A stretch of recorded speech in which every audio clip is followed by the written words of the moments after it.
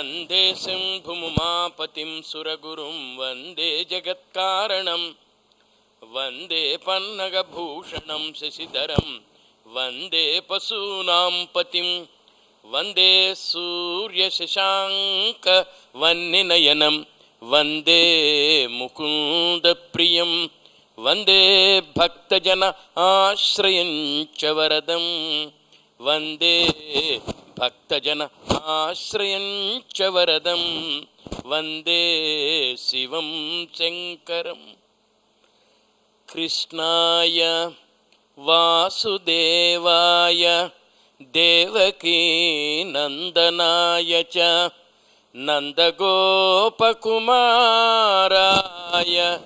नन्दगोपकुमाराय गोविन्दाय नमो नमः गोविन्दाय नमो नमः।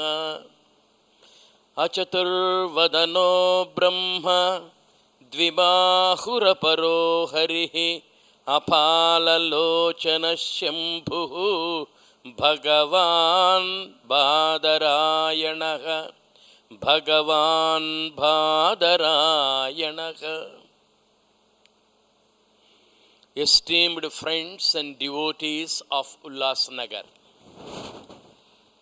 I am glad I am given an opportunity to visit your place for the second time within 6 months.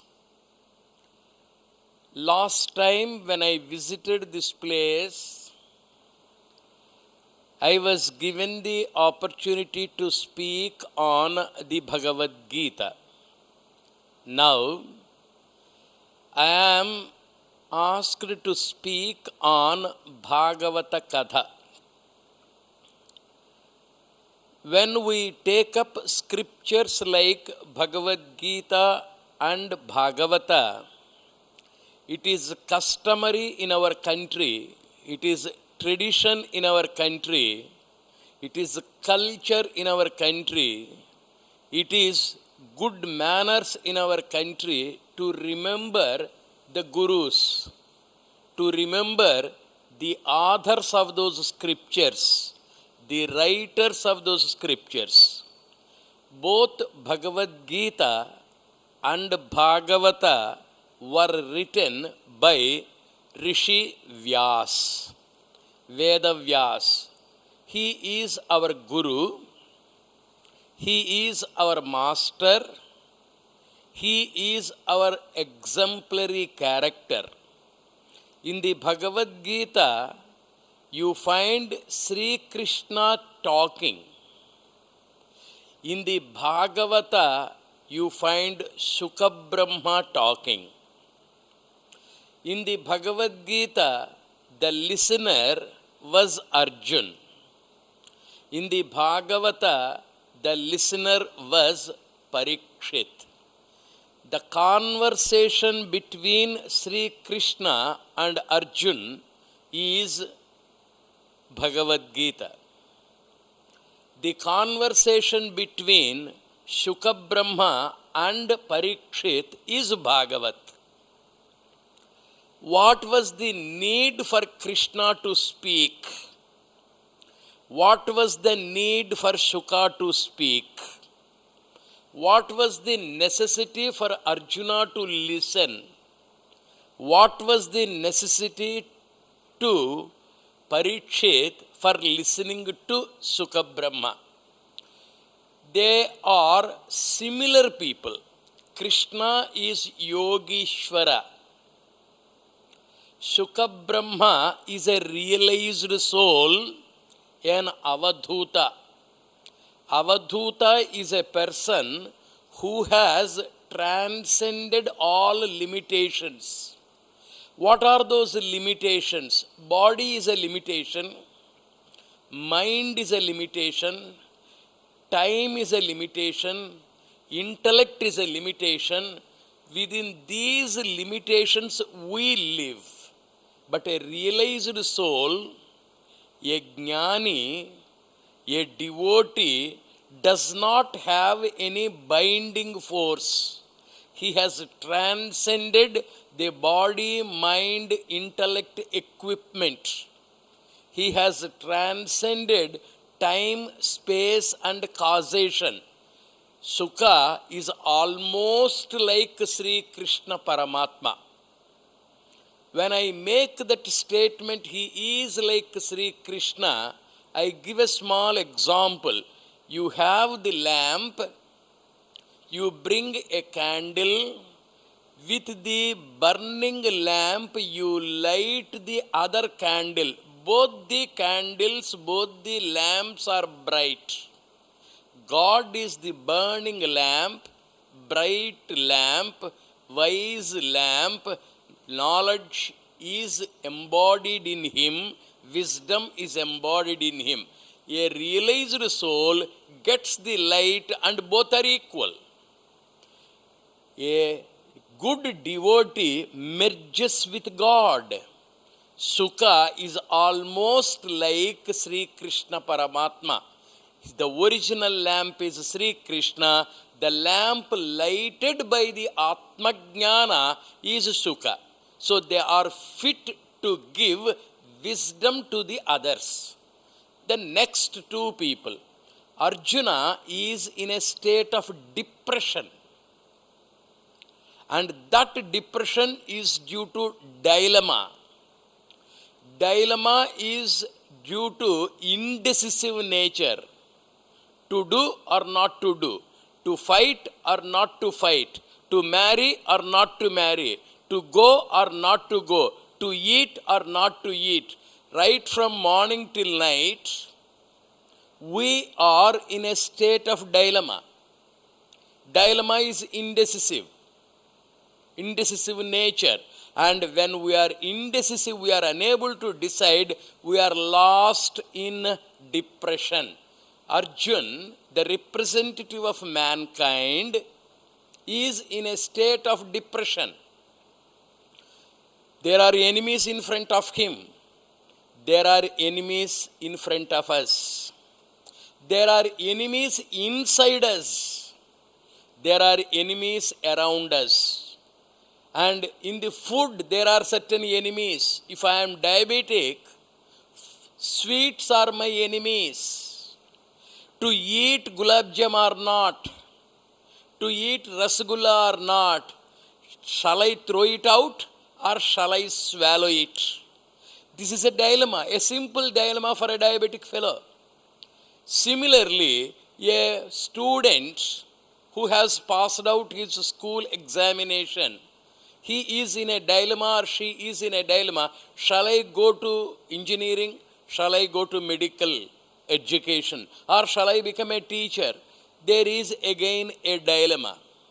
Everywhere, every person engaged in a state of dilemma which is due to indecisive nature. Arjun is a representative of mankind. He is in a state of depression. That depression is because of his indecisive nature. Now, he wants clear clarification. He wants guidance. He wants to dispel his ignorance. He wants to drive away his depression. He wants to be cheerful. He wants to be peaceful. He wants to be calm. He wants to be decisive. He requires, therefore, a good master. And that good master is his own beloved brother-in-law, Sri Krishna Paramatma. And Arjuna submits himself at the feet of Krishna, saying, Sishyasteham swadhimam tvam prapannam. Krishna, I am your disciple. I am your student. Please help me drive away this depression. Why is this depression? It is due to dilemma. What is the dilemma? To fight or not to fight? Fight to kill the enemy. Not to fight to save the people. If I kill, there are so many widows. There are so many orphans. Is it not sinful to kill? Ahimsa paramo dharmaha. Not to kill is good. Not to fight is good. Not to harm is good. But if I don't harm, if I don't kill, if I don't fight, bad people increase. Laziness increases. Unrighteousness increases. So I am in a state of dilemma. Please dispel. This is the beginning of Bhagavad Gita. That conversation between Krishna and Arjun is recorded, and that is given to us by the great master Vyasa.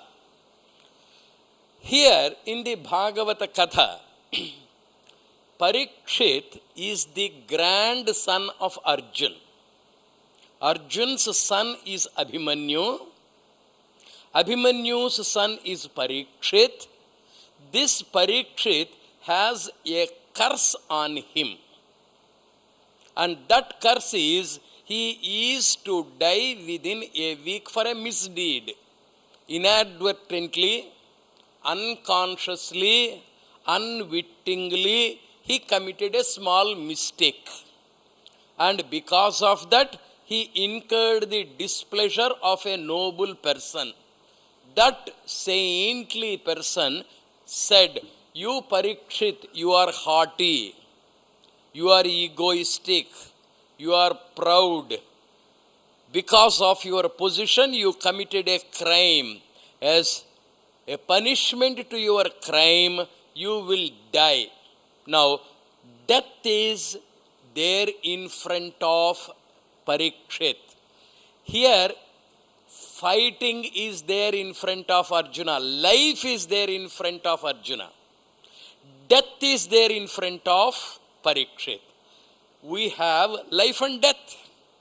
Every one of us would face life. Life is full of problems. Death causes fear. Problems create indecisiveness to solve the problem or not. How to solve the problem? Shall I solve the problem this way, or shall I solve the problem this way? Indecisiveness at every stage during life. Death, what happens if I die? What will be the fate of my wife?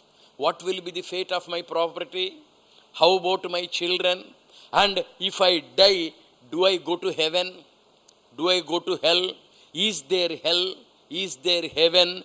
I am afraid of the unknown future after death.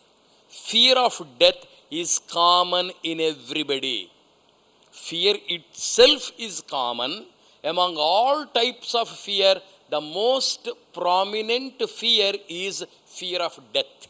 Fear of disease, fear of losing our image, fear of losing our reputation, fear of enemy. So many types of fear you have.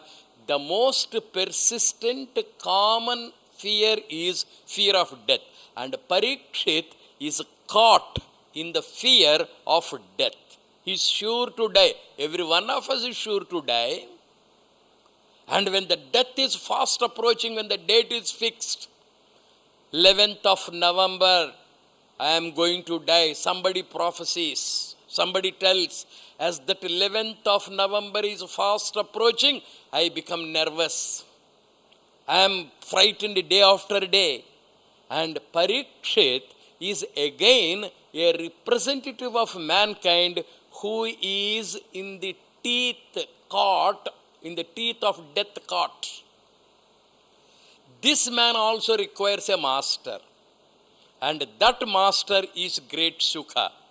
Sukha is a person who has transcended life and death.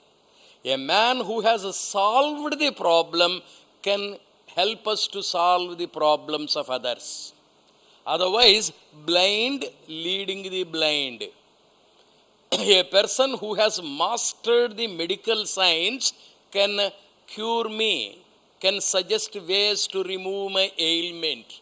If he is also an ignorant person, he cannot solve my problems. Sri Krishna is a Yogishvara. He is a Paramatma. He has transcended all the problems. He is capable of solving everybody's problems.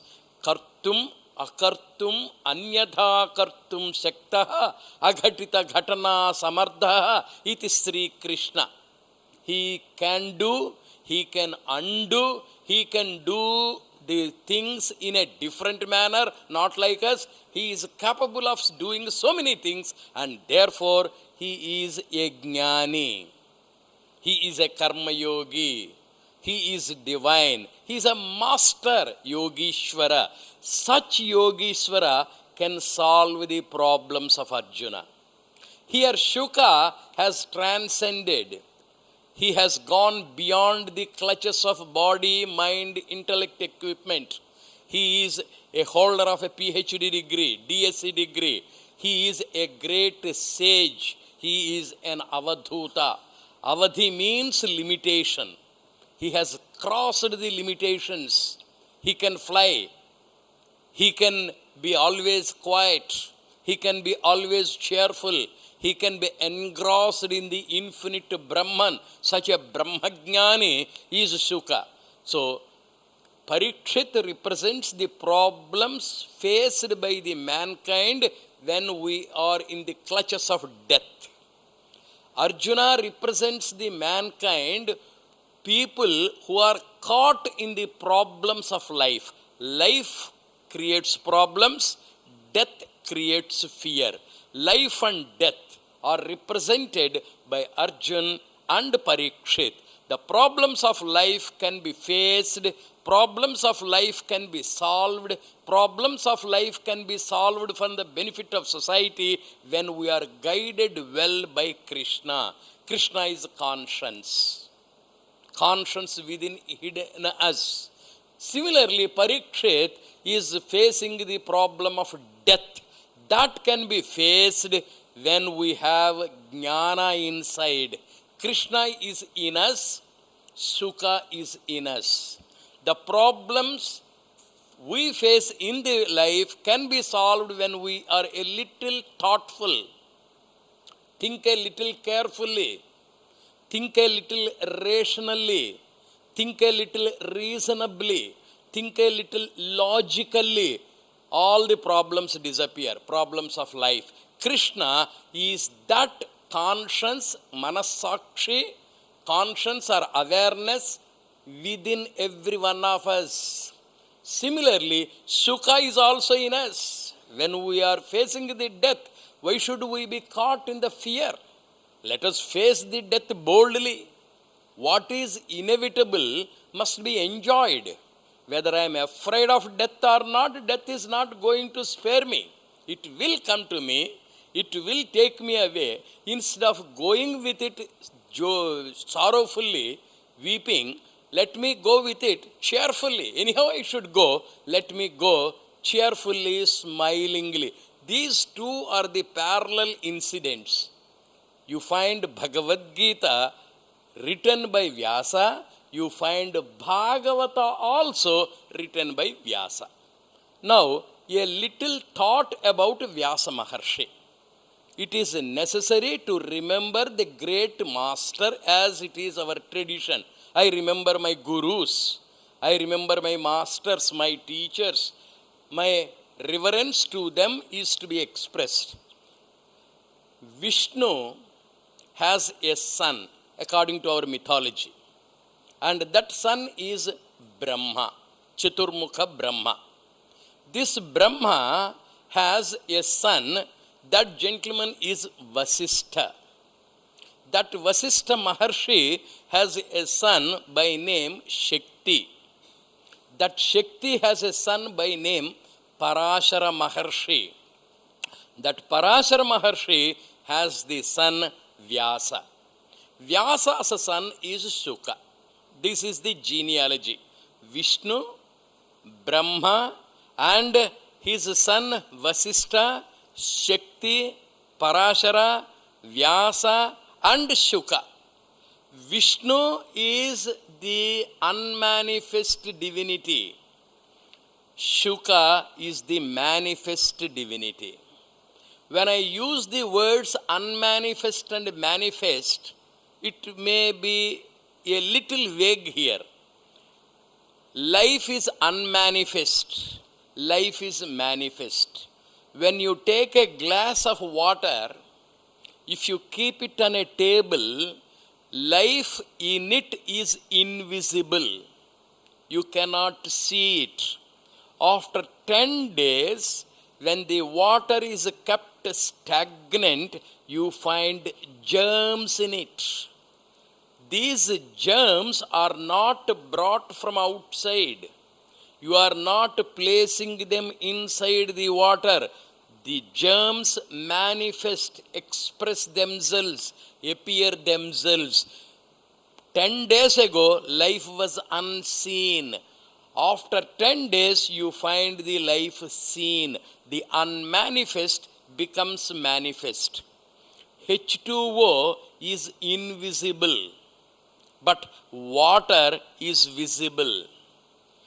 Hydrogen, oxygen, 2 molecules of hydrogen, 1 molecule of oxygen. This is invisible to the naked eye. But hydrogen is present, oxygen is present, air is present. But the same air, after some time, gets the form of a cloud. Cloud begins to rain. Rainwater is preserved. It is water. Water is visible. And water, when you put in the freezer, it becomes ice, much more visible. Similarly, the unmanifest life becomes manifest. Unmanifest love becomes manifest. Love is an abstract quality. A boy loves a girl. That love is in the mental state. It is invisible. When the girl is seen, he smiles. The unmanifest love is manifest. And then he buys a kerchief, a beautiful kerchief, gives her, it is seen. Next time, he holds her by the hand. It is manifest.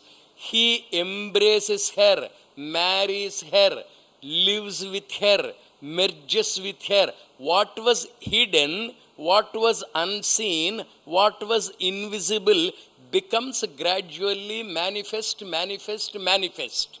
Similarly, God is unmanifest. That unmanifest God, invisible God, becomes visible. This is how it becomes. Vishnu is invisible, unknown, unseen, not tangible. But that invisible Vishnu gradually becomes visible in the form of Brahma, mythological story, in the human flesh and blood Vasistha, his son Shakti, his son Parashara, his son Vyasa, and again the cycle is complete in Shuka Brahma. You find the total manifestation of the invisible divinity. To put it in other words, it is improved progeny. My son, I am a PhD holder. My son should become a DSc. I am a father of a scholar. He should be a father of a greater person. So the unmanifest divinity becomes manifest. Unmanifest love becomes manifest. Unmanifest water becomes the manifest ice. Everywhere you find the improvement. In the Bhagavata and in the Bhagavad Gita, we find the process of improving ourselves. In the Bhagavad Gita, how to improve ourselves to face the problems of life. In the Bhagavata, how to improve ourselves to face the fears of death. This in simple is the essence. Both of them are written by Vyasa Maharshi, and Bhagavad Gita and Bhagavata are the two eyes of Hindu culture, Indian culture. Why two eyes? Because one makes us face the life, another makes us face the death. Life and death make the entire cosmos. Now let us see the story of Vyasa. Vyasa's father, I said, is Parashara. Parashara did tapasya. Tapasya need not be a source of confusion. Tapasya is sadhana. If I am unable to explain the meaning of sadhana in English, it is an effort. I want to become a millionaire. I make efforts. I make business. I don't sleep. I work hard until I become a millionaire. That is tapasya. That is sadhana. I want to get a PhD degree. I go to the library, collect the books, read them, and write the thesis until I get PhD. I don't sleep. It is tapasya. A boy falls in love with a girl. He woos her, follows her. He goes on writing love letters. He pesters her. And he goes to the extent of going to the parents of that girl. Everything he does, tapasya, sadhana, effort, ceaseless endeavor, tireless endeavor. All these things are tapasya. Parashara Maharshi did tapasya. Tapasya is in various fields. Spiritual tapasya, to know who I am. Emotional tapasya, to know who God is. Intellectual tapasya, to acquire wisdom. Physical tapasya, to acquire wealth. Physically we put in efforts. Emotionally we put in efforts. Intellectually we put in efforts. Socially we put in efforts. Spiritually we put in efforts. There is a goal fixed. Realization of the goal. Achievement of the ideal. For that we put all our efforts, and that is called tapasya. Parashara Maharshi did tapasya. And what was his tapasya? What was the purpose? He wanted to be a good benefactor of society. He wanted to be useful to the society intellectually. A good professor wants to be useful to his students. A good mother wants to be useful to her children. A good president would like to be useful to his citizens. A good Raja would like to help his people. This is the highest goal. Intellectually, Parashara Maharshi wanted to. I use the word Rishi. Rishi also need not be confused. Rishi means researcher. That's all. A researcher is called a Rishi.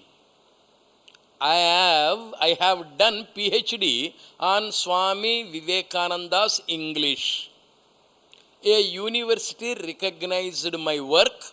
It gave me PhD degree, and now I am entitled to write doctor before my name. It's an epithet. Doctor so and so. Similarly, in the ancient days, if anybody did research, he was permitted to use the word Rishi before his name.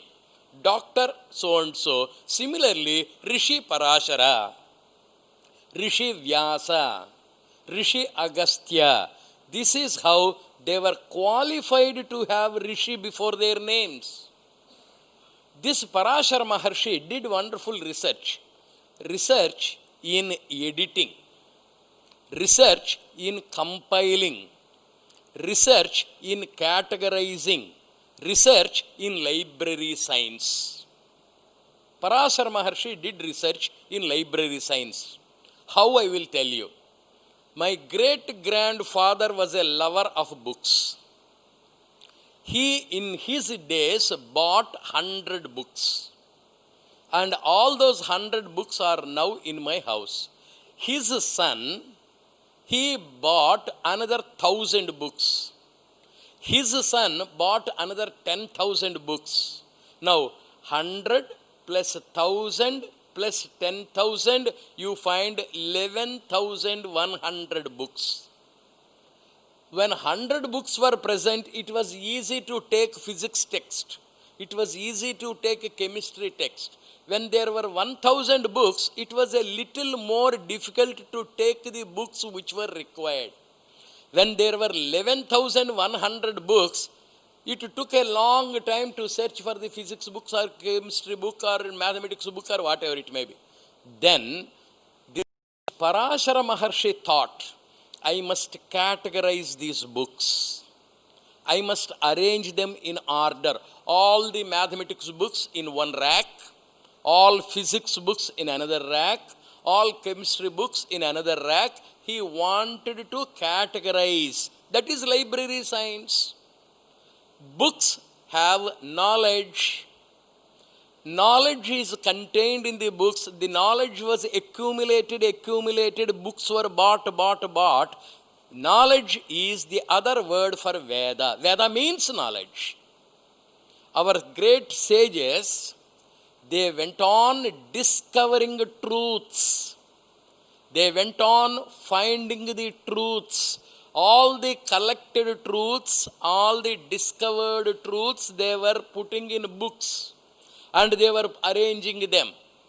In the Ramayana, whenever you find a reference to Veda, Trivedi, there are only three. But Parashara Maharshi thought the knowledge has increased, the books have increased, and therefore I must categorize them. Fourth book is to be made. He tried to make 4 Vedas, the existing knowledge, the existing wisdom, the existing collected books must be categorized. That's what he wanted to do. But the contemporary people objected, which we face. You own a house in Ulhasnagar and you want to suggest, why should I have this old house which is 60 years old? I shall demolish this. I shall construct flats. If I have a flat construction, the builder will give me 3 or 4 flats. I need not spend any money. And my mother, widowed mother, objects, no, don't do it. Because I was born in this house. I was brought up in this house. I want to die in this house. If after my death you do as you like, not now. The old people are conservatives. They don't want anything modern to be done. Therefore, they object to it. When Parashara Maharshi wanted to make Vedic wisdom into 4 books, the contemporary people objected. They did not like. That unfulfilled desire, that unfulfilled research work was completed by Vyasa Maharshi. The task was not completed by Parashara. He could not categorize because there was opposition. Vyasa was a revolutionary. Mahatma Gandhi was a freedom fighter. Prior to him, there were freedom fighters. What they could not achieve, Gandhiji could achieve. What Parashara could not achieve was achieved by Vyasa Maharshi. My father could not become a PhD. I am able to become a PhD. My son would become a D.Litt. It should be improved progeny. My father accumulated 1 million. I will have 10 millions. My son will have 1,000 millions. This is how it is improved progeny. Parashara Maharshi was a researcher. This Parashara was wandering about for his research work. One day, he came to the bank of Yamuna Nadi, the river Yamuna. There he found a beautiful girl. Her name was Satyavati. She was ferrying the passengers from one side to the other side of the river. There was a boat. From one side of the river to the other side of the river, she was ferrying them. That means from one problem to the problem solution she was taking. She was helping people to solve their problems of journey. Railways solve the problem of our journey. From Bombay to Delhi, the railways take us. The aircraft takes us. It solves our problems. Similarly, Satyavati Devi is able to solve the problems of the travelers. From one side of the river to the other side of the river, she was able to take. Parashara Maharshi, in his research pursuits, came there. He has been doing tapasya, he said, and his mind is full with the solution. having done his tapasya, having done his sadhana, having put in his hard work, he has reached a solution. Yes, what I cannot do, my son will do. And that son is my head, in my head. That seed is ready. But it has to be brought. That son is to be brought outside. From the body of, from the mind of, from the intellect of Parashara. For example, I have written a book. That book is in my mind. I want a typewriter. I don't have a typewriter. I need a computer. I don't have the computer. I want a printer. I don't have a printer. I need a publisher. I don't have a publisher. Similarly, Vyasa Maharshi is the person in the mind of Parashara. He found Satyavati Devi as a computer, as a printer, as a publisher of Vyasa. He made a request, my dear lady, my dear publisher, my dear printer, my dear writer, my dear typewriter, I have a book in my head. I am unable to publish it. I am unable to categorize the Vedas. I did all my hard work. This is the time, best time. If I publish now, very soon there is going to be an international exhibition of books. It will be sold. This is the right time for me to publish the book. The time is important. The value of the person is important. And the publisher also. It must be an Oxford publishing company, Cambridge publishing company. It's a standard publishing company. It will be free from mistakes. It will be foolproof. It will be excellent recording. It's an excellent camera. It's an excellent video production. I want the best. Satyavati, you are the best person available to bring out the book which is in me. The person is inside, that is Vyasa, you can bring out. Parashara Maharshi made a request to Satyavati Devi. Please see to it that Vyasa is brought outside. Satyavati accepted, but because it is a noble cause. It is a righteous cause. It is the need of the hour. Otherwise, the research work of Parashara will go waste. The book written by Parashara will go waste. It will not see the light of the day. It has to be brought to the surface. That's why I call Satyavati a karma yogi. She is such a wonderful lady. She sees the need of the hour. She sees the nobility of the work.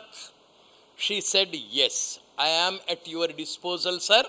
You need not pay me any money. No publishing charges will be demanded from you. No printing cost will be demanded from you. I shall publish the book. Welcome, sir.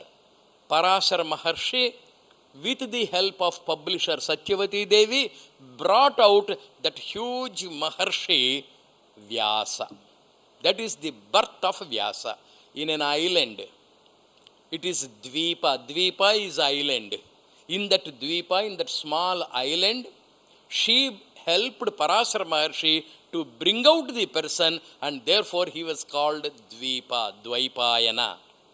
Because he was born dark in complexion, he was called Krishna Dvaipayana. Krishna means dark. Dark but attractive. In the Mahabharata, you have three Krishnas. One is Draupadi, Krishna, dark in complexion. The writer of the Mahabharata, the author of the Mahabharata is Vyasa, dark in complexion.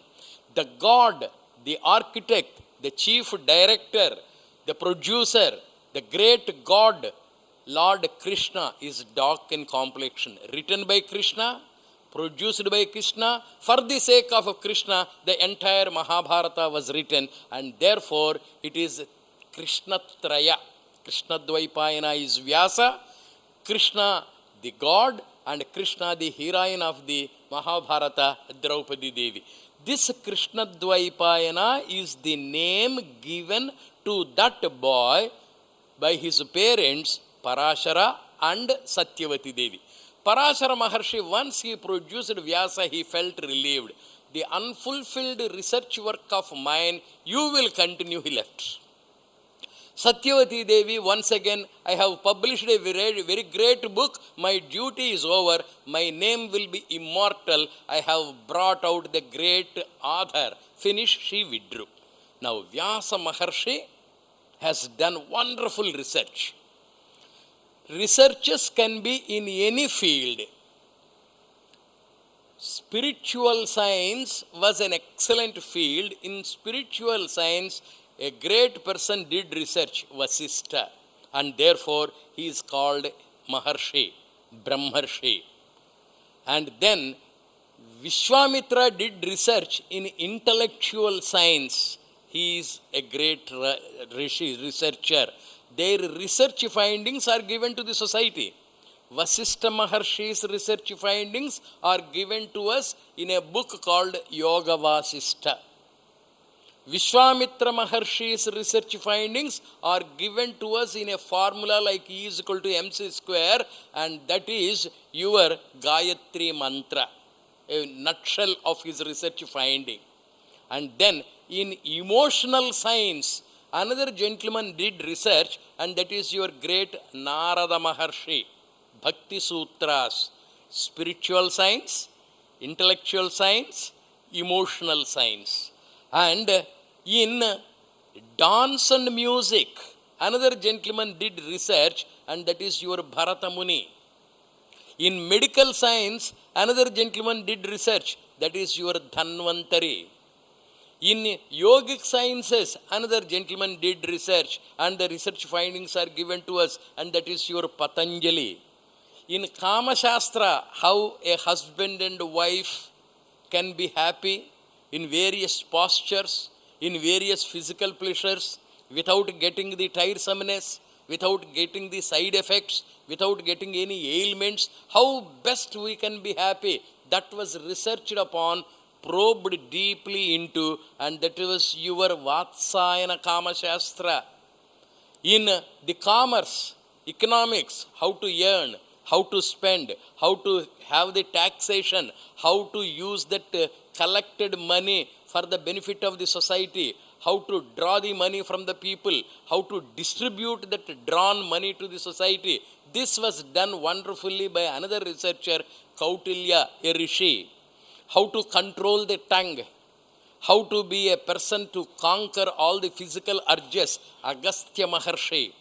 How to control sleep, how to become an animisha, how to be ever alert, Sutikshana Maharshi. You have a host of rishis. Shukraniti in statecraft. You will find in every field a great rishi doing research. And these were all the great galaxy of rishis we have had in our country. And what is the specialization of Vyasa? Vyasa's father did research in library science, categorizing the knowledge. Vyasa Maharshi, in addition to that library science, by dividing Vedas into 4, Chaturveda, he also did research in teaching methodology. There are two aspects. One, research. Another, teach. All researchers are not good teachers. There are very good researchers. They are capable of finding the new truths. And those truths must be properly presented to the student community, to the public. That is your art of teaching. Vyasa Maharshi did research in 2 fields. One is categorizing, library science, to be a very good editor, and then an excellent teacher. As an editor, you can find him to be the person in charge of the Vedas. Now, when I say Veda, I must give you the explanation. Veda means knowledge, nothing else, knowledge. Knowledge of everything.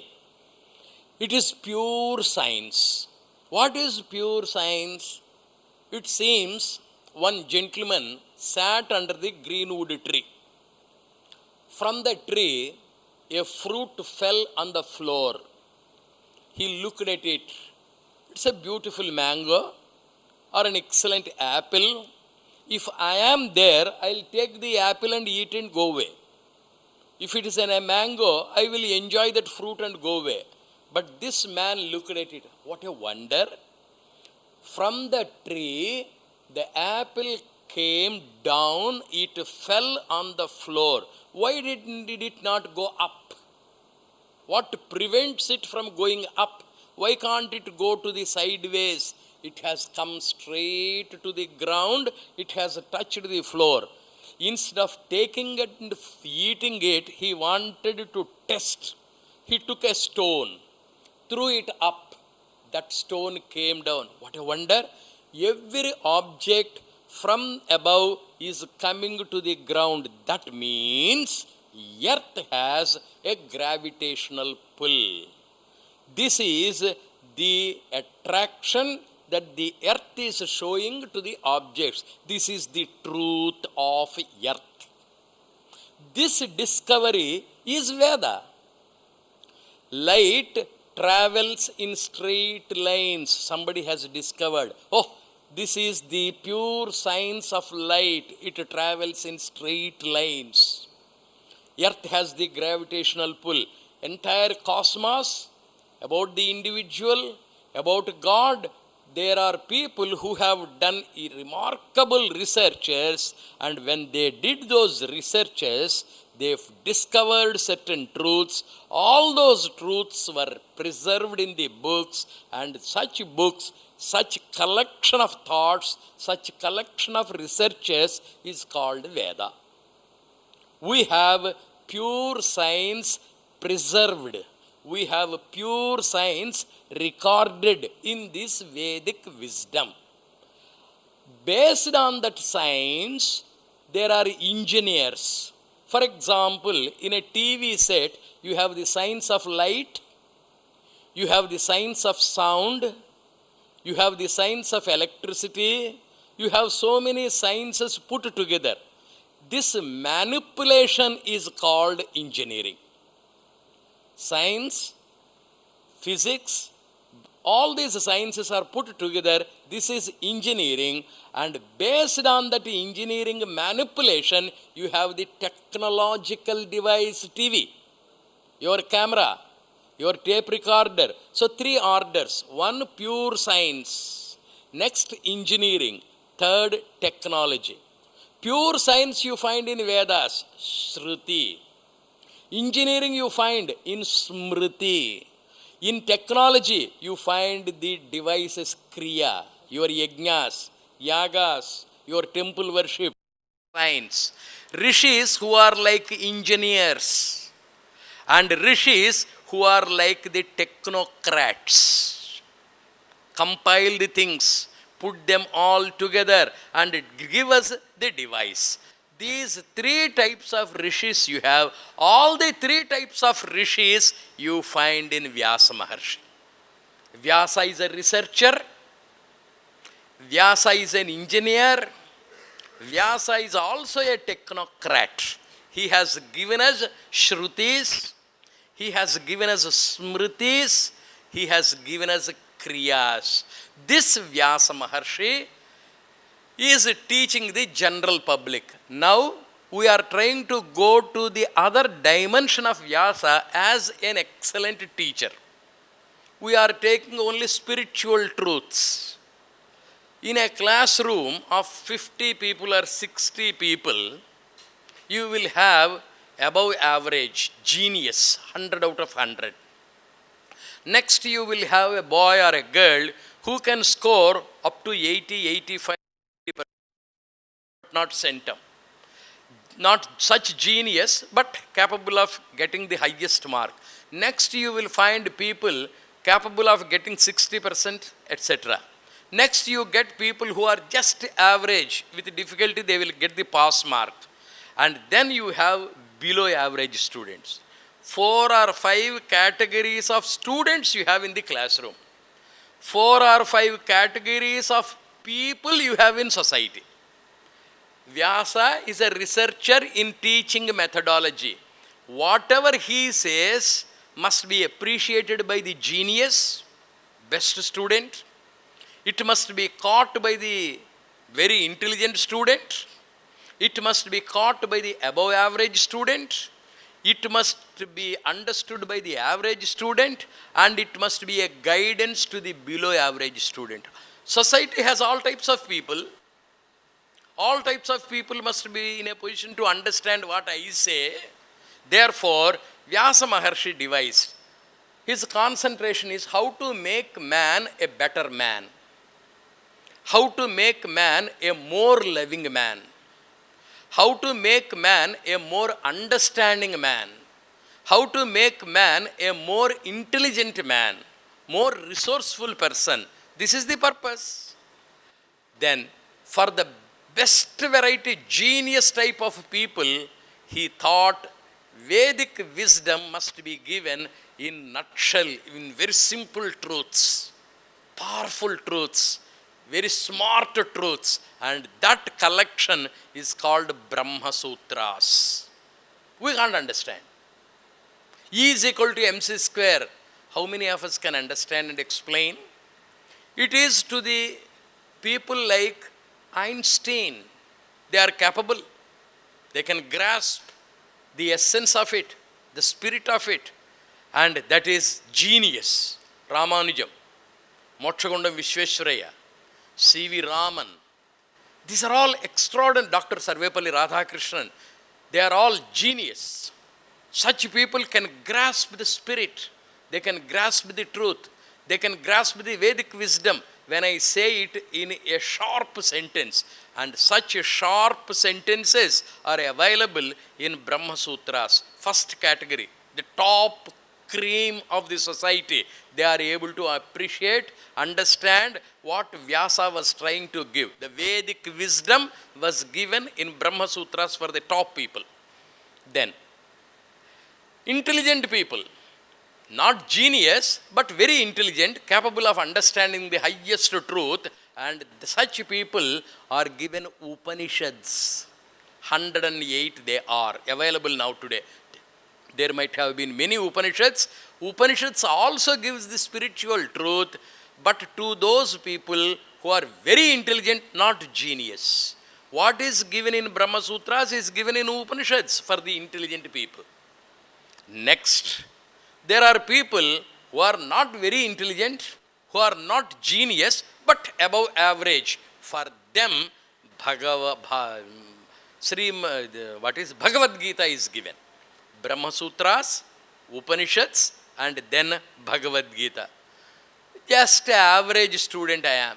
I can't understand Bhagavad Gita. I can't understand Upanishad. I can't understand Brahma Sutras. For my benefit, whatever is conveyed in these three is given to me in the story, history, Mahabharata. I give an example from Mahatma Gandhi's life, from India's episodes. I give some stories, historical details, bringing out the truth from it, and that is your Mahabharata. And then, below average students, for their benefit, I recreate many stories. They are called Puranas. 18 Puranas Vyasa Maharshi wrote. 18 of them. And then still smaller IQ. For them, he wrote 18 Upapuranas, smaller books. Ambuli Mama stories, Sandamama stories. They are all for the benefit of still lower intellect. There are still smaller people. My dear boys, tomorrow you will have an essay in the examination, Portia's character. Whether you understand the meaning or not, don't worry. I am writing it on the blackboard with full stop, with comma. You memorize it, you reproduce it, you will pass the examination. Similarly, Vyasa Maharshi said, you go to the temple, go around the temple 3 times, fall flat at the idol, have the Harth Karpur, find it, Jyoti Prajvalan you do, you offer yourself a coconut, you will pass the examination. See, from Brahma Sutras to Kriyas. Brahma Sutra is for a genius, most intelligent Upanishads, intelligent Bhagavad Gita, average Mahabharata, below average Puranas, still lower level Upapuranas, still lowest level your Kriyas. Therefore, I call Vyadavyas Maharshi an ideal teacher. He is interested in the welfare of society. He wants every student to pass the examination. He does not want anybody to fail and remain in the school. We have come to this world. We are on this earth. This earth, this world is like a school. Having come to this school, we should not fail in the examination. Give an example. If somebody dies, we say, poor fellow, he died. Why? Because he has not passed. Sri Ramakrishna Paramahamsa passed away. Poor fellow, he died. We won't say it. Ramana Maharshi died. Poor fellow, he died. Oh, we don't say it. Because he has passed the examination. If a boy gets the distinction, passes out of the examination, if he leaves the school with flying colors, poor fellow, he left the school. We don't say it. Similarly, we people have come to this school to pass the examination, to go to the other world with all cheerfulness, with all flying colors. As an ideal teacher, Maharshi, Vedavyas, wants every one of us to pass the examination. All types of categories, from the genius to the below average. Everybody is given a path. What is the truth he has given? My boy, there is God. And that God's expression is grace. By His grace, by His benedictions, by His blessings, you can come out of this world. Whether it is Brahma Sutra or Upanishad or Bhagavad Gita, everywhere the same thing, God, God, God. Who is this God? How to? Sri Krishna has spoken about God in various ways in the Bhagavad Gita. Vyasa Maharshi has spoken about God in various ways in the Upanishads, in so many ways. Similarly, in the Bhagavata, you find God. But in the same way, if you say, you cannot understand. Each has his own way of presentation. Now I give an example, modern example. Who is this God? An 8th standard student. He has gone to his class. That day, it is a chemistry lesson. That lady teacher told the students, my dear students, today I shall teach you how to prepare sulfuric acid. I shall tell you how to prepare hydrochloric acid. What do we require? She brought a glass jar or a glass. In that there is water. She showed it to all the 30 students in the 8th standard class. My dear students, tell me what this container has. Every student said, Miss, this is water, this is water, this is water. Then the teacher said, my dear students, true, it is water. But in a chemistry class, we don't call it water. We have a technical name for it. In the chemistry class, we call water as H2O. Hydrogen 2 molecules, oxygen 2 molecules. If you want, you can test.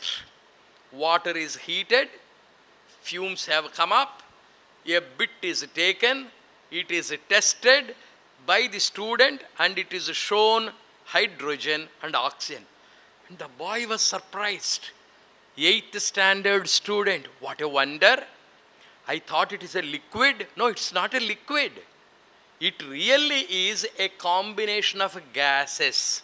Hydrogen is a gas, oxygen is a gas, molecule is a small component, 2 molecules of hydrogen, 1 molecule of oxygen. It is a combination to make this liquid called water. Hereafter, water is not to be called water, it has to be called only H2O. That was the lesson that day. The lady took 1 hour to explain the whole thing and the boy went home. About 1 o'clock, father is working in a factory. Mother is working in another office. The boy is alone. His grandmother, uneducated, illiterate Marathi woman, is there at home. At 1 o'clock for lunch, the boy went home. The grandmother, old lady of 75 years, she gave him food in a plate. That day, it happened to be more chilies in the food, and it is very, very severe for the tongue to have. As soon as he placed a little food, he felt the need to drink a little water. He wanted to tell his grandmother, Granny, Granny, he remembered the lesson. Today, I received the new lesson. It is not water. Why should I use that water word? I will use the new word. Granny, Granny, get me H2O. Then the grandmother said, what a fall. What happened to you? Morning you were all right. In the school something had happened to you. Your father will come. Your mother will come. They will be angry with me. What is wrong with you, my boy? Then the boy said, you are an uneducated woman. You are an illiterate person. You are ignorant, ajnani. You do not know what is H2O. I should teach you in the language known to you. Get me water. Get me pani.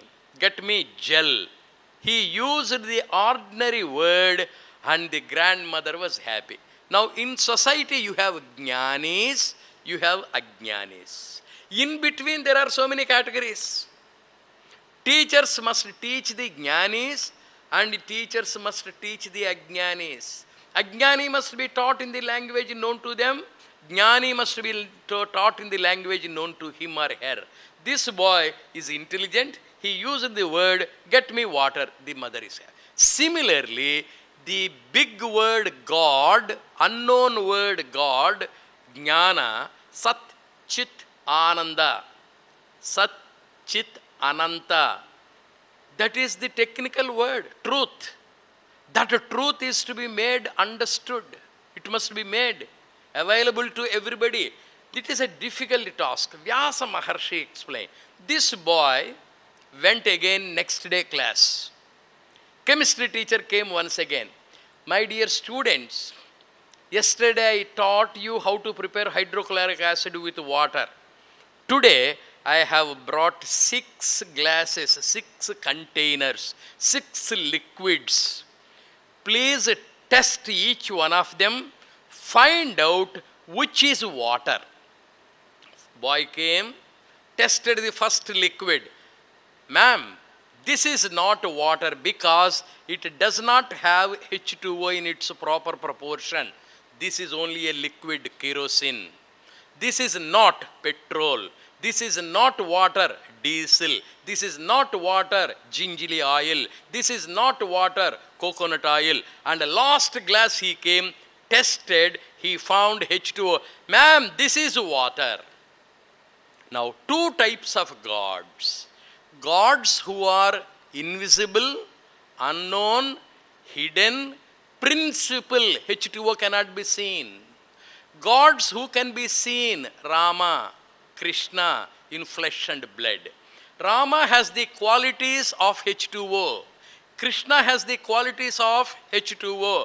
All the sages and saints like Vyasa Maharshi and Sukha Brahma have the qualities of H2O. Pure gold, contaminated gold, 22 karat gold, 20 karat gold, 19 karat gold, 16 karat gold. Similarly, you have gold in so many forms. God is invisible, H2O. God is visible, water, ice, frozen, etc. Now, in the story of Bhagavat, you will find the God in flesh and blood. In the Brahma Sutras, you don't find Rama. You don't find Krishna. You find only principle H2O.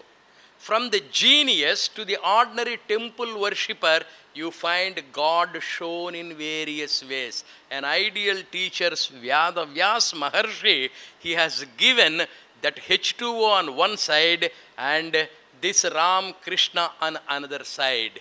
You will find Satchit Ananda on one side, Sri Rama, Sri Krishna, Sri Ramakrishna, Ramana Maharshi, Sukha Brahma, and all this host of Avatara Murtis. Avatar is manifestation. Manifestation of the unseen, invisible God. Vyasa Maharshi is the architect of the entire Bhagavata episode. Now, what is this Bhagavata story? You find in India many scriptures.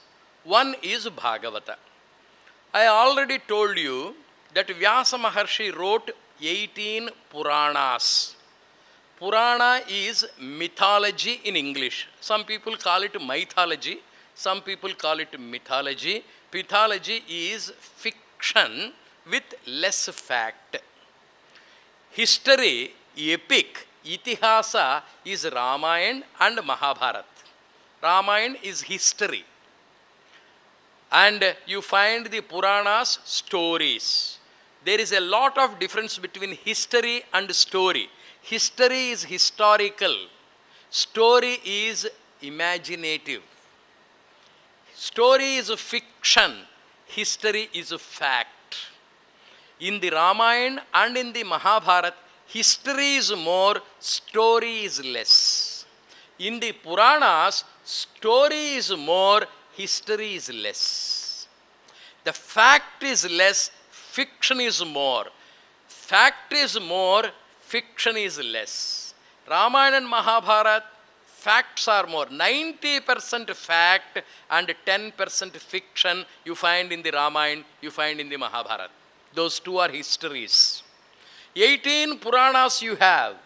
In the 18 Puranas, you find 90% fiction, 10% fact.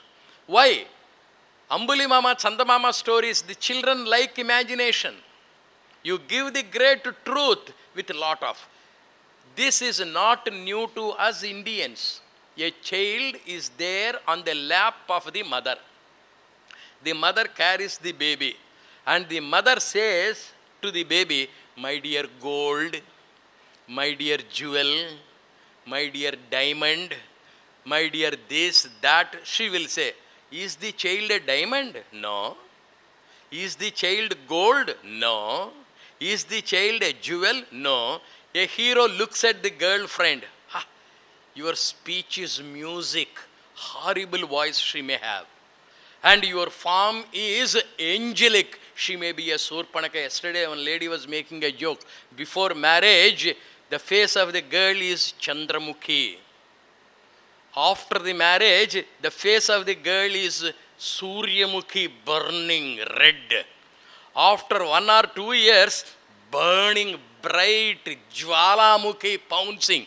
Chandramukhi becomes Suryamukhi. Suryamukhi ultimately becomes Jwalamukhi. Before marriage, she is Rambha, Urvasi, Menaka, Tilottama. After marriage, she is Tataki, Surpanaka, etc.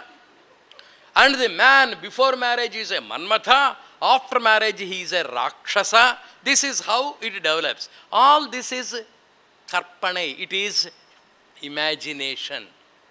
In Puranas, more imagination, less fact. But fact is there. Chandra is there. Surya is there. Jwala is there. Manmadha is there. Rakshasa is there.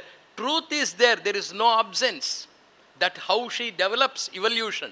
But in history, in the epics, in the Ramayana and Mahabharata, you will find more history, less fiction. Just as the mother is talking to the child, if she should speak only truth, she must say, my dear skin, my dear bone, my dear flesh, my dear blood vessels, my dear heart, my dear nonsense. This is how she should speak. But you don't. We speak in our life poetry. Poetry means falsehood.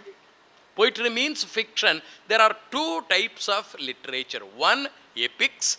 The other, stories. History, story. Both are written by Vyasa. Bhagavata is a combination of both. 50-50. You will find mythology in it. You find history in it. Bhagavata is not in all the 18 Puranas, it is away from it. Devi Bhagavata is the 18th Purana. Bhagavata deals with the life stories of Sri Rama, Sri Krishna, and it also deals with the entire incarnations, avatars. Lot of imagination you will find, lot of history you find. Vyasa Maharshi has created a new book which is a clear, clever, intelligent combination of both history and story, and that is a Purana. It is a historical Purana. It is a mythological fact. It is a factual fiction. Whatever way you feel it, Bhagavata is an excellent creation, collection, compilation of story and history. What is Purana? Pura api navam iti Puranam. Though it is old, it is even today gold. That is called Purana. The old truth of Harishchandra, it is applicable even today. The old stories are applicable even today. That speciality you find in this Bhagavata. This is how I have brought you now to Bhagavata. I have collected the whole story and I have brought you to Bhagavata logically. So far what I have spoken is introduction. Even if you forget, don't worry. Now I go to the story proper, the last part. Arjuna's son is Abhimanyu, I said. Abhimanyu's wife is Uttara. Uttara is pregnant. In her womb there is Parikshit. On the 18th day of the Mahabharata Yuddha, everybody is killed. Duryodhana is struggling. His thighs are broken. And when his thighs are broken, when he was struggling, Ashwadhama went to him. Ashwadhama is the son of Dronacharya. Dronacharya is the archery master of Pandavas and Kauravas. This Dronacharya's son Ashwadhama is a Brahmin. Drona is himself a Brahmin. And this Ashwadhama is a loyal servant or a disciple or a citizen of Duryodhana. He went to Duryodhana.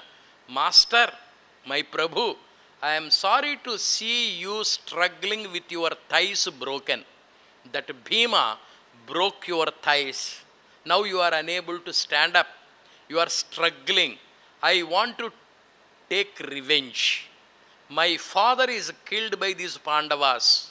You are killed by these Pandavas. You are struggling. Please make me the chief of the army staff. The time was about 12 o'clock in the midnight on the 18th day.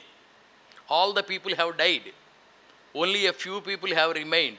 All the sons of Pandavas are sleeping. Everybody is sleeping in their respective tents, whoever lived.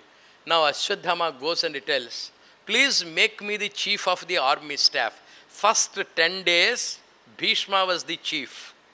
Next 5 days, Drona was the chief. Next 2 days, Karna was the chief. Last day, Shalya was the chief. Everybody was killed. Now, 18th day, night, 12 o'clock, Ashwadhama goes to Duryodhana and asks, make me the chief of the army staff. What will you do? I shall kill the enemies. Who are the enemies? Pandavas are your enemies. Pandavas' sons, they are all your enemies. I shall kill everybody. Then Duryodhana was very happy. He took a little blood coming out of his thighs, placed it on the head of Ashwadhama. You are my faithful follower. Please go and kill my enemies, Pandavas. Ashwadhama went, took his Brahmastra or nuclear weapon. Krishna was super intelligent. He did not allow the Pandavas to remain in their tents in that night.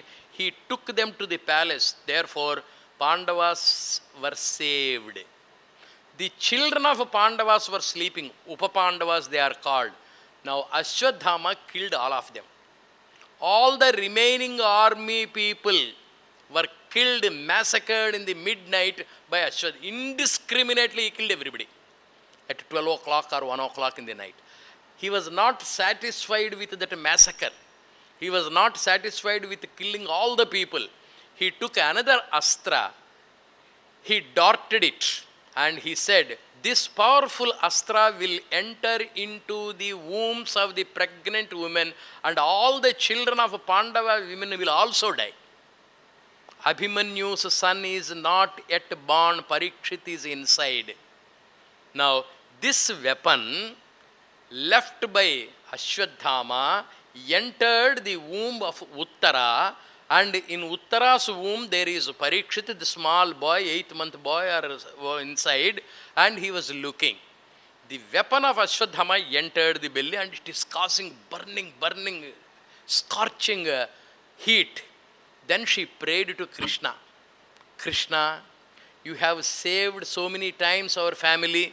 You saved the Pandavas. You saved Draupadi Devi. You saved so many people. Why don't you come to my rescue? I am going to have abortion. My son inside the womb is going to be killed.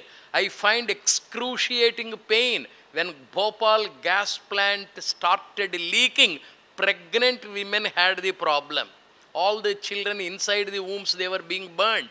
Here, Ashwadhama darted that nuclear weapon, and Abhimanyu's son Parikshit was in the womb, and he was getting burnt. She made the prayer. Then Sri Krishna entered the womb of Uttara. He tried to protect Parikshit from the fires of the nuclear weapon. Then this Parikshit was looking.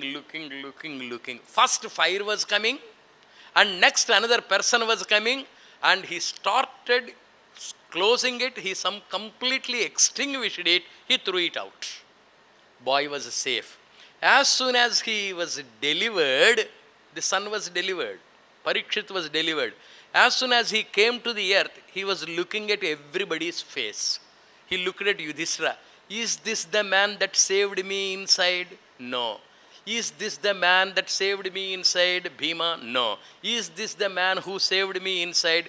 He was looking at every face, Pariksha, examining looks, questioning looks, rational looks, logical looks, investigating looks. He went on making such enquiry after truth. What is truth? What is God? Where is God? How is God? When is God? Who saved me? Who saved me? Who gave me food? Who gave me shelter? Who gave me this? Who is that? Who is that? Who is that? That in technically Jignasu we call. In Sanskrit, we call it a Jignasu. Jignasu means a man or a person who makes enquiry, questioning, for trying to find out the truth. Every individual is a Parikshit. Because who gave me the opportunity to speak in Ullasnagar? God. Who brought you all? God. Who is giving me air? God. Who gives me food? God. Everything is given by me. Who is that God? Who is that God? Where is He? Where is He? That is the purpose of life. Parikshit is given the name Parikshit by his grandfather Yudhishthira. What a strange boy this boy. He is looking at everybody. Are you God? Are you God? Are you God? Have you saved me? This questioning tendency is there written in him. In the recent past, Swami Vivekananda is like that. He is an inquirer after truth. He went to Sri Ramakrishna Paramahamsa. Have you seen God, sir? Where is God, sir? How is God, sir? Then Sri Ramakrishna said, yes, I have seen. If you have seen, please show that God to me. Next question. Vivekananda is an ideal man because he wants to know about the existence of God. Ramana Maharshi wants to know the existence of God. Sri Ramakrishna Paramahamsa, Ma, where are you? How are you? What are you doing? How do you look like? Please come to me, save me. Show me your person, Sakshatkar, Bhagavad Darshan. Please show me who you are. All the great Kabir Das, Chaitanya Prabhu, Mirabai, Sakkubai. You find all these people urge to know the truth. An investigation to know about the truth. This is Parikshit. Now, I have brought you to the hero of Bhagavata. Who is that hero? Parikshit. Parikshit is man. What is the purpose of man? To know the truth, to know God, to realize God, to find God, to know where He is. That recent example is Swami Vivekananda. Now, how to find God? Next, the purpose I am telling you, goal of life is to know God, to realize God, to realize Brahman, in whatever terminology. What is the path? What are the tools? Every human being is a combination of three. Number one is body. We do have the body. Some are fat, some are lean, some are brown, some are dark, some are white, some are handicapped, but gross body everybody has. So, though short or tall, I have a body, you have a body, everybody has a body. This is first requirement for a human being. Physical body we do have. This is number one tool, instrument. Two, in this body there is a mind or heart. Mind is a place of feelings. Feeling. Jealousy is a feeling. Like is a feeling. Dislike is a feeling. Hatred is a feeling. Love is a feeling. You call it, it is in the mind. You call it, it is in the heart. I have no objection. A place of feelings. Everybody has feelings. In some people, anger is more. In some people, hatred is more.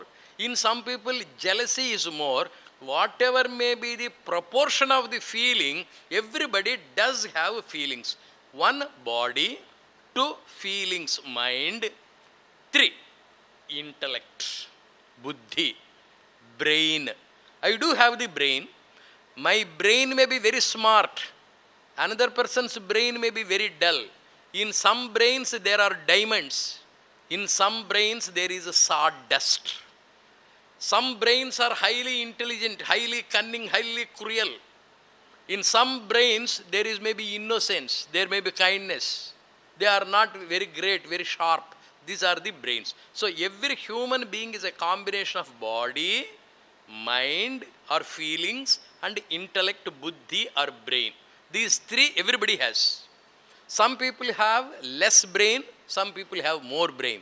Some people have less intensity of feelings, some people have more intensity of feelings. Some people have attractive, healthy body, some people may not have attractive, healthy body.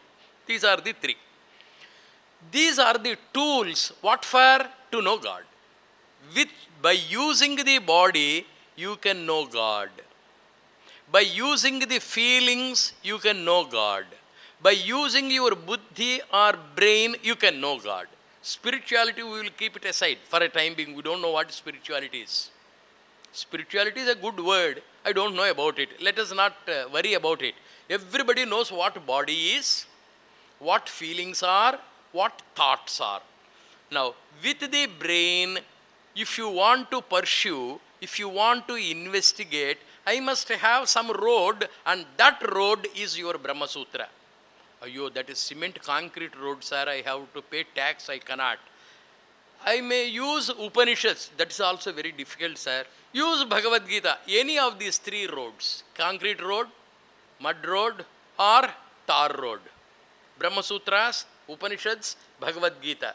Using these roads, using your brain, you reach the destination to know what God is. If you make the journey, if you make the investigation, if you make the inquiry, you will reach the destination. The unknown God, invisible God, unmanifest God will be known to you. How will He be known to you? God is truth. Satyame Daivam is the definition you will get if you use the brain, follow Prasthanatraya and find out God. God is truth. No, sir, I am not very intelligent. I cannot understand Brahma Sutras or Upanishads or Bhagavad Gita. Please show me a smaller path. Okay, come on, my dear friend. There is the Ramayana. There is the Mahabharata. There is a collection of Puranas. You use them. There are so many shortcuts. There are so many emotional stories, stories of love, stories of hatred, stories of likes, stories of dislikes, stories of possessiveness, stories of greed, stories of lust, story of superstition. All these stories, you have feelings. Love them, enjoy them, read them. Read all these stories and follow the path, investigate through the feelings, following the Puranas and the Itihasas, you reach the destination to know God, and then you will know God. God is love. First, through the brain, you go, you make the definition God is truth. Satyame Daivam. God is truth. Next, you use your feelings, you make the investigation, you reach the destination, and there you have the definition God is love. Next, body. I don't know the stories. I don't know the brain. I don't have the brain. I go to the temple, sir. Faith. I worship. I fall at the feet. I make pradakshina. I do all these things, and then I give food to people. I help people. I serve people. And then through this, through the kriyas, through the yajnas, through the temple worships, through the annadana, through all these types of charities, I realize the truth, and that is God is yajna. Yajnamurti Daivam, Premamurti Daivam, Satyamurti Daivam. Three definitions. Through the brain, God is truth. Through the feelings, God is love. Through the physical actions of service, you find God is service. Tyagamurti, Yajnamurti, Sevamurti. This is how we make the investigation. In the Upanishads, Brahma Sutras and Bhagavad Gita, you make the first investigation God. Now, I don't go to the physical part of it. Don't go to the intellectual part of it. I go to the emotional part of it. There are three paths. I am not touching these 4-5 days, the intellectual part. I don't touch Brahma Sutras. I don't touch Bhagavad Gita. I don't touch Upanishads. I don't touch the temple worship. I don't touch the yajnas. I don't touch the seva. I touch only the emotions. Because all of us have the emotions. All of us have the feelings. What is the difference between emotion and feeling? I have the feeling. And that feeling, when it overflows, it is called emotion. My heart is like a cup. I look at a girl, and then there is attraction. I love her. A drop of milk of love is created in my cup of heart. Again, I look at her. This drop grows larger. Again, I look at her. The cup is full with love. Love is a feeling. And again, I look at her. This time, this love milk overflows. How? Smile. Overflow. And then again I look at her. I write a love letter. Overflow. Again I look at her. Then this time it goes still further. I buy ticket for her. Next time I shall go to her, give her the love letter, and then she takes her left leg chappal, gives a blow. I smile. I enjoy. Overflowing. Thank you very much. Next day, I will make bold and go to her once again. She will take her right leg chappal and give another blow. Thank you very much. Yesterday you have beaten me with your left leg chappal. Today I have got promotion. From the left leg chappal, you have come to the right leg chappal. That means you really love me. Promotion, emotion. Feeling grows, overflows. Similarly, bhakti is an overflow of prema. Prema is love. When love overflows, it becomes devotion. When devotion overflows, it is worship. When worship overflows, you serve. You look at the temple, Lord Krishna, you smile. And then you buy a flower. and then you fall at his feet, and then you go to the temple and clean, and then you go on singing his glory. Prema develops into devotion, devotion develops into worship, and worship develops into surrender, total surrender. This is your emotion. If it is anger, you look at her, you are angry. You don't show it. Next time you will show it in your eyes.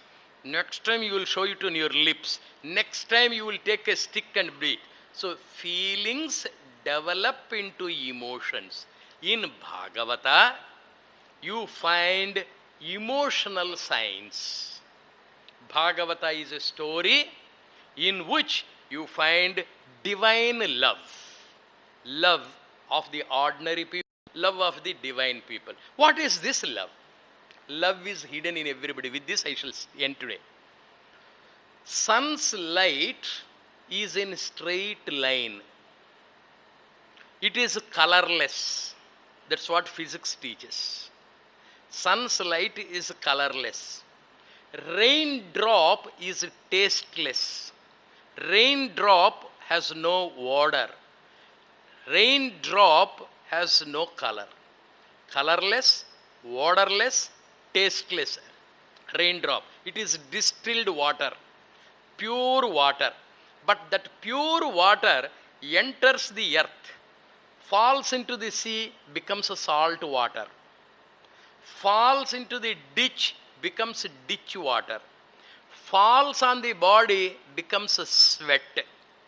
The pure, unadulterated, uncontaminated, distilled water becomes colorful, gets the odor, gets the taste of the body, of the earth, of the lake, of the sea. Similarly, the sun's light travels in straight lines, it is colorless. Put a prism, it passes through the prism, it gets 7 colors: violet, indigo, blue, green, red, etc. Vibgyor. 7 colors you get. Remove the prism, colors disappear. Remove the ditch, water drop is pure. So the colorless drop of water, the colorless straight line of light, they get the color because of the contamination. Divine love is pure. Divine love is impartial. Divine love is unselfish. Divine love is self-sacrifice. Divine love is giving. That divine love enters into this body. Body of ahankara, body of egoism, body of possessiveness. When that love enters into this body, it gets the color. It gets reflected, it gets refracted. There you have 7 colors, here you have 6 impurities. What is that? Lust, greed, miserliness, possessiveness, pride, conceit, kama, krodha, lobha, moha, mada, matsarya. These are the 6 colors you get spoiling the purity of love. Love is pure, colorless light. It becomes colorful, it becomes bad, it becomes rotten because of the body. Now remove the prism, light is colorless. Remove egoism, it is my husband, it is my money, it is my wife. If it is somebody, I don't care. It is my property, possessiveness. It is my wife, kama. Everywhere that my is attachment, that is the prism. When the love passes through that, you become a rakshasa. You become a man of lust, greed, etc. The kama, krodha, lobha, moha, mada, matsaryas are available when there is ego. Bhagavata gives us the signs of feelings, the signs of pure emotions, the signs of pure love. How to remove that egoism? O Parikshit, you are afraid because you are unable to know the truth. You are unable to love death. You are unable to love life. You must be in a position to love everything. You must be in a position to love everybody. The rain loves all the earth. The sun with his light loves the entire creation. He gives his light impartially to everybody. Similarly, I must give my love impartially to everybody. This is the highest truth taught by Sukha Brahma to Parikshit. My dear friends, today I have tried to give you right from Veda Vyasa to Parikshit. Tomorrow I will give you the story of the Bhagavata Katha. Ramayana has a story of Sita Ram. Mahabharata has the story of Pandavas and Kauravas.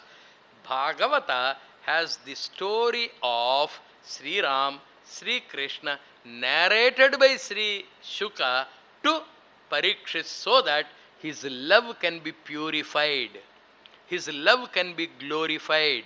His love can be ennobled.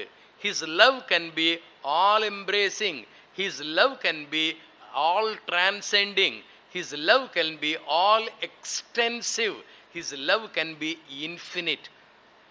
May we all, by the grace of God Almighty, Krishna's grace, Vyasa's grace, Shuka's grace, let us try to achieve that highest infinite love of purity so that we can merge with the God. Today I tried to give the philosophy. It may be a little high, but I tried to make it very, very simple.